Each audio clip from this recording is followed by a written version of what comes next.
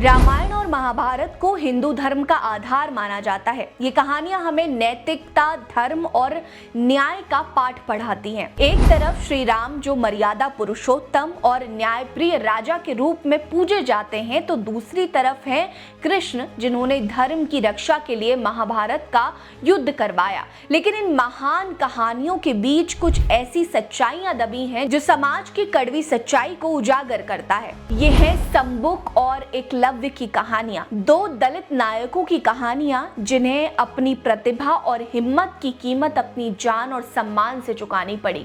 नमस्कार, मेरा नाम है रीटा। आज की वीडियो में मैं आपको बताऊंगी कि रामायण और महाभारत में संबुक और एकलव्य जैसे पात्रों की बलि क्यों दी गई। रामायण में जब श्री राम वनवास से लौटे और अयोध्या के राजा बने तो उनका शासन आदर्श माना गया। लेकिन उस युग में भी समाज में जाति व्यवस्था की जड़ें गहरी थी। शूद्रों को सिर्फ सेवा करने वाला माना जाता था, ना तो उन्हें धार्मिक अनुष्ठान करने का हक था और ना ही उन्हें तपस्या करने का अधिकार था और ना ही उन्हें यज्ञ करने की आजादी थी। उस दौर में ऐसा करना राजद्रोह माना जाता था और इसकी एक ही सजा थी, वो थी मृत्यु दंड।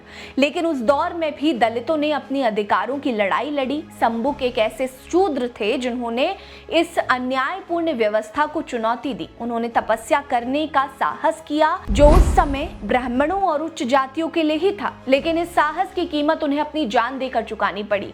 कहानी कुछ यूं है कि एक ब्राह्मण के बेटे की अचानक मृत्यु हो गई। ब्राह्मण समाज ने इसका ठिकरा संबुक पर फोड़ दिया। ब्राह्मणों ने यह कहा कि एक शूद्र की तपस्या ने समाज के नियम तोड़े, जिसके कारण यह अनर्थ हुआ। ऐसे में श्री राम जो न्याय के प्रतीक माने जाते हैं, उन्होंने इस बात को माना और तपस्या कर रहे संबुक पर तीर चला दिया। संबुक की मृत्यु हो गई और कहा जाता है कि इसके बाद ब्राह्मण का बेटा जीवित हो गया। लेकिन सवाल यह है कि क्या संबुक का अपराध सिर्फ इतना था कि उन्होंने तपस्या करने की हिम्मत की? क्या उनकी मृत्यु वाकई धर्म की रक्षा के लिए थी या ये उच्च जातियों की सत्ता को बनाए रखने की साजिश थी? संबुक की कहानी हमें बताती है कि उस युग में भी दलितों को उनके अधिकारों के लिए वंचित रखा जाता था और ऐसे प्रताड़ना सहनी पड़ती थी जिसका अंदाजा आप और हम नहीं लगा सकते।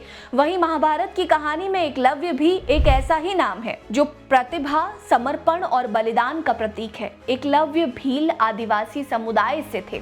उन्होंने कौरवों और पांडवों के गुरु द्रोणाचार्य से धनुर्विद्या सीखने की गुहार लगाई, लेकिन द्रोणाचार्य ने उन्हें ठुकरा दिया क्योंकि वो केवल राजकुमारों को ही शिक्षा देते थे। लेकिन एकलव्य ने हार नहीं मानी। उन्होंने जंगल में द्रोणाचार्य की मिट्टी की मूर्ति बनाई और उस मूर्ति के सामने ही धनुर्विद्या का अभ्यास करने लगे। उनकी मेहनत और प्रतिभा ऐसी थी कि वो अर्जुन से भी बेहतर धनुर्धर बन गए। लेकिन जब ये बात द्रोणाचार्य को पता चली तो उनके चेहरे पर 12 बज गए। उन्होंने पहले ही अर्जुन को सर्वश्रेष्ठ धनुर्धर घोषित कर दिया। ऐसे में वो एक भील लड़के की प्रतिभा को कैसे स्वीकार करते? इसीलिए उन्होंने गुरु दक्षिणा के नाम पर एकलव्य से उनके दाएं हाथ का अंगूठा मांग लिया। एकलव्य ने बिना सवाल किए अपना अंगूठा काट कर दे दिया। लेकिन सवाल ये है कि क्या ये गुरु भक्ति थी या एकलव्य को उसकी प्रतिभा के लिए सजा दी गई? संबुक और एकलव्य की कहानियां सिर्फ दो पात्रों की नहीं है, बल्कि एक उस युग की क्रूर जाति व्यवस्था की सच्चाई है जिसमें संबुक एक शूद्र थे और एकलव्य एक भील जाति से आते थे। दोनों निम्न माने जाने वाले समुदायों से थे।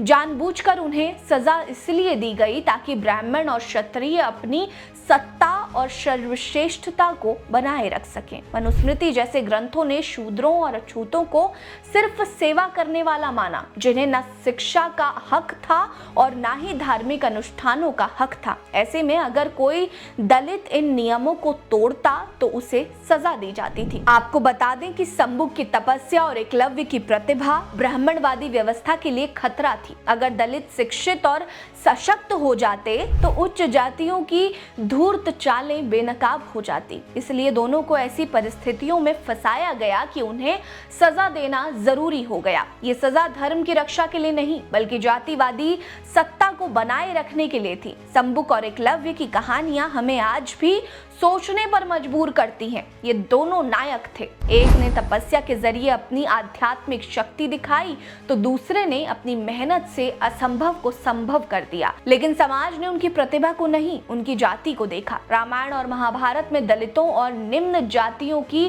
कहानियां गिनती में हैं और जो हैं वो भी दर्द और अन्याय से भरी पड़ी हैं। ये एक बड़ा इशारा है कि जातिवाद सदियों पुराना दाग है जो हमारे समाज को आज भी कमजोर करता है। इस मसले पर आपकी क्या राय है कमेंट सेक्शन में बताइए। वीडियो को लाइक करिए, चैनल को सब्सक्राइब करिए, हमारे साथ बने रहिए। नमस्कार।